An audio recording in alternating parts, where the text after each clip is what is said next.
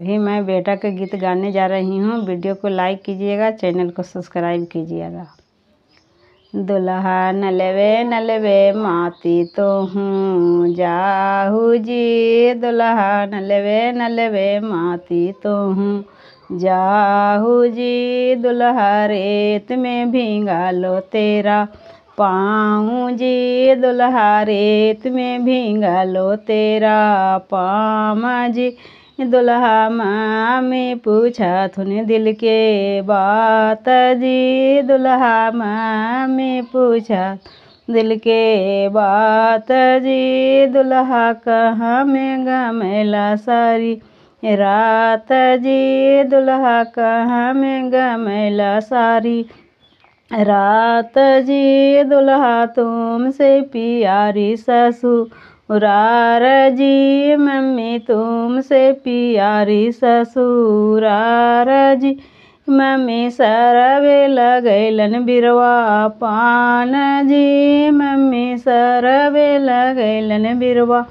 पान जी, मम्मी सरहजर चलन धामार जी, मम्मी सरहजर चलन धामार जी, मम्मी सुगनी बैठल जंघा जोड़ी जी, मम्मी सुगनी बैठलन जंघा जोड़ी जी, मम्मी तुमसे प्यारी ससुरार जी, मम्मी तुमसे प्यारी ससुरार जी, मम्मी नलवे माती तुम्हें जाहू जी, दुल्हा रेत में भींगा लो तेरा पाँव जी, दुल्हा रेत में भींगा लो तेरा पाँव जी, दुल्हा चाची पूछा थुन दिल के बात जी, दुल्हा फूआ पूछा थुन दिल के बात जी, दुल्हा दीदी पूछा थुन दिल के बात जी, दुल्हा कहाँ में गमेला सारी रात जी, दुल्हा कहाँ में गमेला सारी रात जी,